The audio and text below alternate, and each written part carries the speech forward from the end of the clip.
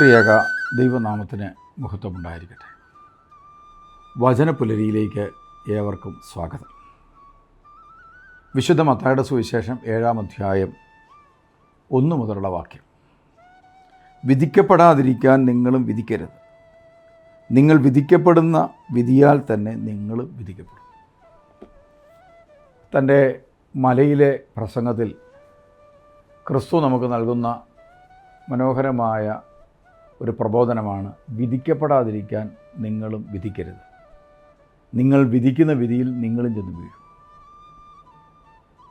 സത്യത്തിൽ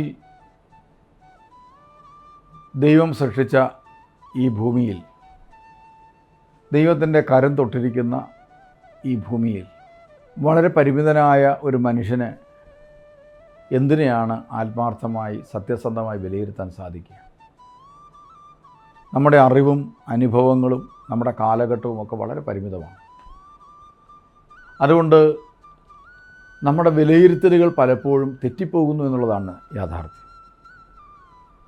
അപ്പോൾ നമ്മുടെ വിധി പ്രസ്താവനകളിൽ പലപ്പോഴും സത്യത്തേക്കാൾ കൂടുതൽ അസത്യത്തിനാണ് സ്വാധീനം കൂടുതൽ.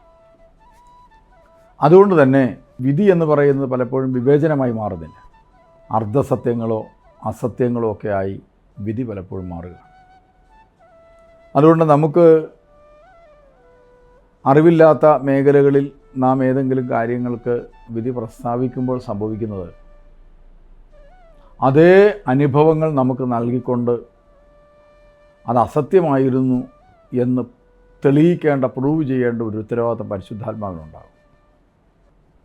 ആ അസത്യത്തിൽ നിന്ന് സത്യത്തിലേക്ക് നമ്മളെ നയിക്കുവാൻ വേണ്ടി അതേ അനുഭവങ്ങളിലൂടെ നമ്മുടെ വാക്കിൽ തന്നെ നമ്മൾ കുടുങ്ങി അതേ അനുഭവങ്ങളിലൂടെ കടന്നു പോകേണ്ടതായി പലപ്പോഴും വരാറുണ്ട്.